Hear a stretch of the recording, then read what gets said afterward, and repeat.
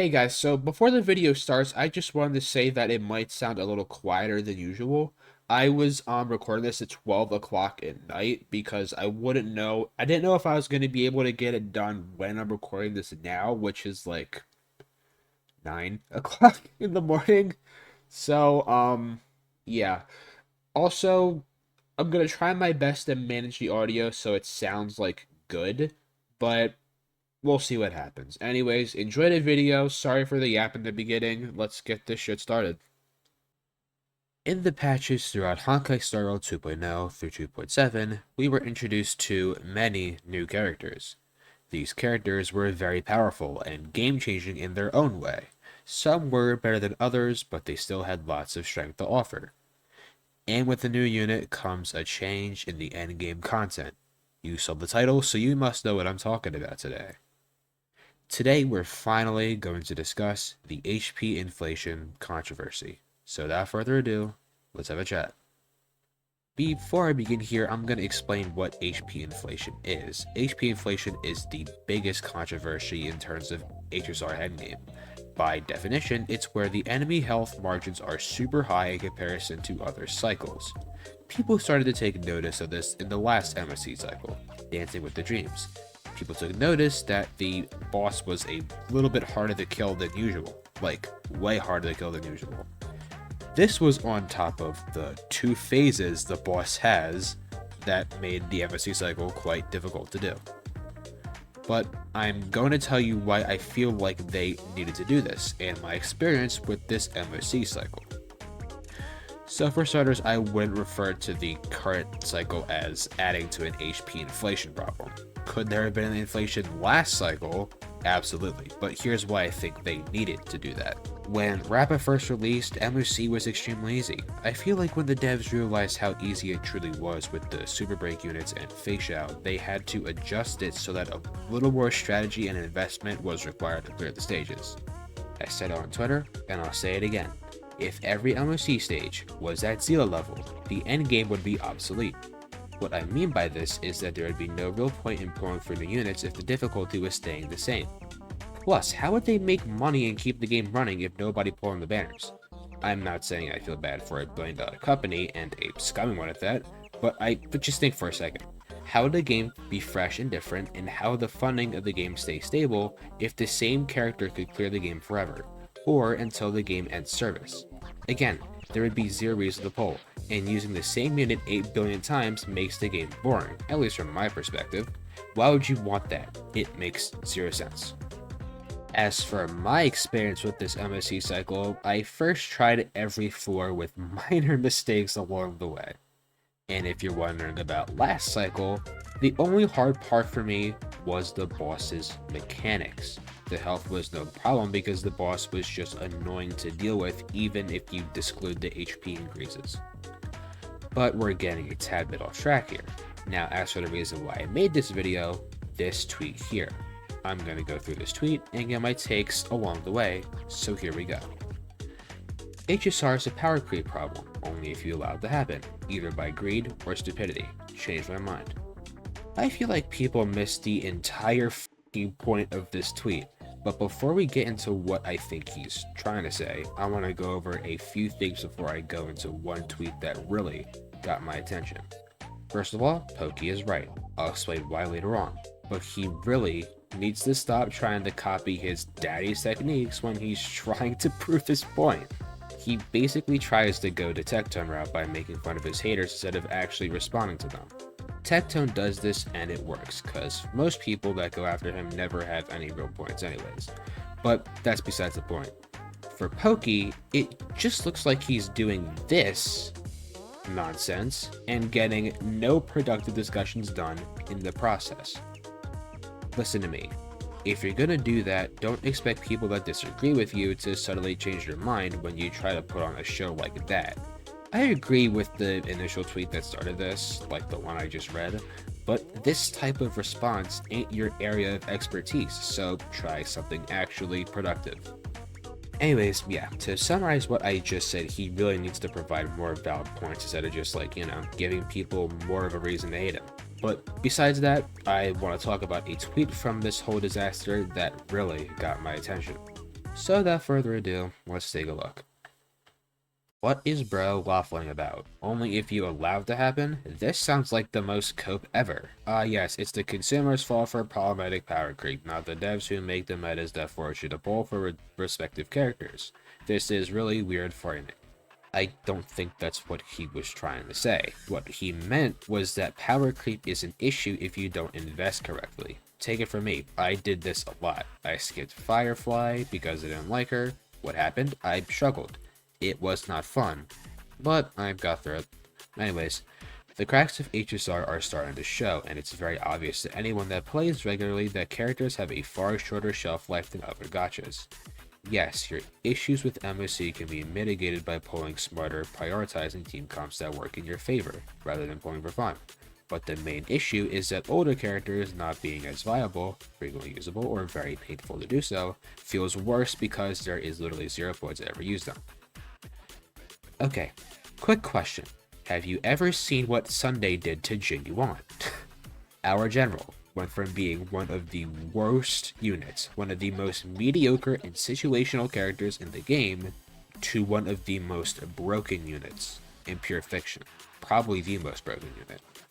Which brings me to another point. You guys know the child character that's coming after 3.0, right? Here's their ship marketing on the screen now just in case you haven't seen yet. Something that a CC named Legionz Gaming did, someone that I've covered in the past, said he would be skipping, likely because how the character seems to be looking like a kid. Now, looking back at what Pokey said and looking at this tweet, say this unit power creeps Sparkle, and he does decide to skip. Then, if he does the endgame, he struggles on it. Is it still the company's fault that you decide to skip because you hate the character for being a kid? Now, come on. Anyways, back to reading this tweet. Is there power creep? Absolutely. Is it a problem? If you cannot even clear content you were previously comfortable doing, yes. This is planned redundancy, and it is ass. You are effectively pulling for 6 months for fun for a character unless there is support. Knowing your character has a time limit is a turbo giga shit. I messed up that one part just now. Anyways, saying this is planned is not an understatement. It's entirely fair to say that the devs of HSR, like their dev team, definitely planned this. With that being said, how you decide to counter it is also based on what you decide to do. And another thing, do streamers just not have a strong perception of time? These updates last about 6 weeks. That's about 1 month of using the same characters over and over and over again. Eventually you get sick of it. But for the sake of refuting your argument, take a look at Rappa. I've been using my Rappa for a while now, and I've been enjoying it. I mean, I have her like him, sure, but even without it, I was not struggling to clear the endgame at all. I cleared MOC easily with the Herd to Shop like him, which is also an investment issue if you decided not to buy that as soon as possible. And another unit, Acheron. She released 9 months ago. I've had pretty much the same build with my Acheron, and she's been clearing content for me since then. And guess what? She doesn't have a Lycon. I even cleared the most recent MOC using her in Rappa. And keep in mind, a buddy of mine does have her Lycon. I don't. Yet I still easily clear it because I invested in her well. Let me say this again. HSR releasing new characters freshens up the game. It even sometimes makes older units better. Scaling the endgame to make sure certain units aren't overpowered is a good strategy to make sure the endgame proves to be actually challenging, instead of using the same units forever and making the endgame less entertaining. Back to the tweet now. My throat was like genuinely getting sore there, so that was actually like a necessary thing to do. Anyways, team comps in HSR are so innately synergistic. Having to replace or pull for a new character to fill in the gaps often means having to do a lot of work to your entire team to make them run properly. This is the case in literally every gacha game ever. If you don't build your teams correctly, that's on you for not doing so. I've also said this before. If I hate a character, but this character makes a unit I like much better than before, I'm gonna pull for that unit. I've had this logic for Xiaoqiu and Ruan Mei. I don't like these characters too much, but I decided to pull for them because I knew they would help my characters. Also, why wouldn't you want different team comps? If every team was exactly the same, it would be no fun. We have follow-up, break, ultimate, hypercarry, and debuff compositions. Now, let's say for instance that we take all those compositions away and keep one. Some might like it, but others will get bored of it and move on to the next game. Likely a game with different playstyles for you to choose from. Okay, anyways, HP inflations are the only way to make content harder universally for all characters without having to introduce a new BS gimmick that you need to pull BS characters for. So I'm not entirely mad at this. I've played HSR since launch. It's probably my most played gacha. I love it, but we all knew super break / follow-up teams would mean this would happen. Yeah, I don't feel like repeating this, so I'm just gonna leave it to future me who's editing this video to replay the point I already made. I said it on Twitter, and I'll say it again. If every MOC stage was at Zila level, the endgame would be obsolete. There would be no real point in pulling for new units if the difficulty was staying the same. Thank you, future me. Anyways. Now we wait for 3.0 to give us a new bullshit meta that will make MOC trivial again, rinse and repeat. Okay, look, if you're going into 3.0 with power creep being one of the only things you're concerned with, then that's just sad. Like, come on, it shows some excitement for the new region instead of Doom posting. Like, okay, this is an off-script example, but like, Renacita, right? I can't clear Tower Adversity to save my life, I can't. But that's not gonna stop me from enjoying Renacita, dude. Like, dude, come on. Okay, well, anyways, another tweet that brought my attention has a good point. I'm gonna review that one as well. Nah, bro, HSR has a power creep problem, and you can't just not allow it to happen. You can make smarter polls, but that doesn't solve power creep, it just makes it slightly less bad. Plus, you're not taking into account people with shit luck, like what if it takes me max pity 180 polls to get a new character every banner and you're free to play. Now listen. Box here has a good point. Power creep can be a huge problem for people with bad luck. If you don't get the unit because of a 50-50 and the lacking Jades to get the unit after a failed 50-50, that's a bit unfair. Now, with that being said, it's what you decide to do to solve this problem that really matters. In version 1.6, I skipped the entirety of it after getting Quo and failing her 50-50 after getting her twice. Now, here's the question. Do you know how many polls I had saved? Over 90. 90 polls. 90 plus polls, actually. Enough for one unit. But I had some left over, so I got Sparkle as well when I got Black Swan. And after those two, I got Acheron and Adventuring. After that, I filled Robert's 50-50, and I swiped because I knew she would be a good investment. Now, you might say, oh, of course you spend money, that's why you're able to make this point. No, I only swipe if I really want the character.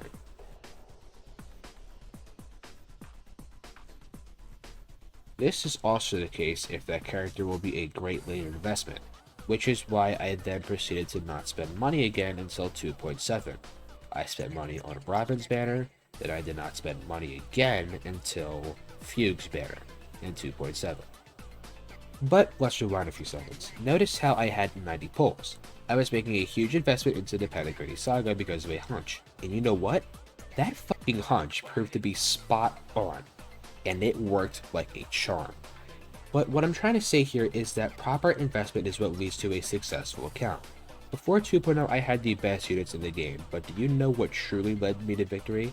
Investing in my characters properly and making sure they shine bright.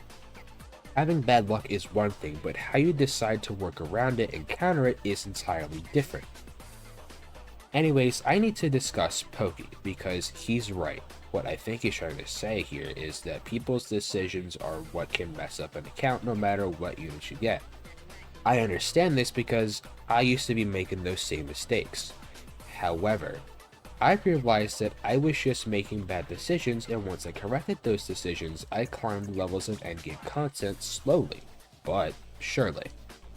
Again, this is just what I think he's trying to say here. I think he's also trying to say that if you skip on a unit that benefits your account, then complain later about the game being too hard, or if you don't build correctly and complain about the game being too hard, it's not the game's fault you don't manage your account or invest your account correctly. You can have a team composed of the best units in the game, but if they don't synergize, if they're not built correctly, if the enemies are like 30 levels above you, you will not get the results you desire because you decided to neglect your account of the proper management it deserves. Now, if you're playing for fun and you don't really care, that's a different story for another day. But if you want to beat the endgame, you gotta do it right. Sure, you can use outdated units, but you gotta build them right. You can try and clear with only 4 stars, but you've got to do it right. Do you get what I'm saying now? You can complain all you want, yellow pokey all you want. It will not change the fact that you're yelling at him because you're probably the people he's talking about. Based on my interpretation of the why HSR has a power creep problem only if you allow it to happen, either by greed or stupidity. Greed is, well, okay, I don't know what he means by greed, but stupidity is like I said. Being stupid means, like, strictly only pulling for units you like and complaining about not being able to clear later on. Or desperately trying to clear with older units and yelling at the game for a decision that you yourself decided to make for your account. The game isn't just going to change for you specifically just because you're doing shit, or because you are shit at the game. You learned this the moment you first pick up a f***ing controller in your lifetime. If you think I'm a Hoyo because I don't let the HP inflation affect me, then trust me, I don't like Hoyo versus predatory practices just as much as the next guy. But if you complain about endgame like HSR's endgame, without complaining about a shit endgame like Lua's, then what are you even trying to accomplish here? You're after a game with the most straightforward endgames ever. MOC is just whatever units do best with the current buff active. Pure Fiction is AoE and follow-up attacks. Apocalyptic Shadow is single target, follow-up attacks, and break. You can use any units that follow those lines and you can succeed. Trust me, I've done it before. Meanwhile, if you look at a game like Lua, it's just the Spiral Abyss, but done so unbelievably worse. It never ceases to amaze me how the gacha space does with their priorities. It's so stupid. It's so fucking ridiculous. They go after the wrong games, or the wrong things, or the wrong people for the wrong things, when other things deserve the hate for putting on something that's practically undeserving of it. But yeah, that's about it for today's video. I just wanted to have a chat with you guys about what I think on this topic. If you enjoyed, please be sure to like the video and subscribe for more gacha gaming content. We're trying to reach 500 subscribers, so subscribe to make that possible. Comment down below what you want to see next, and check out my community tab in Discord for updates on upcoming videos. Be sure to also check out my Twitter. I shitpost, reply to my favorite creators, and it's a dumbasses, so check that out as well. And with that, I will see you guys in the next video. Bye bye.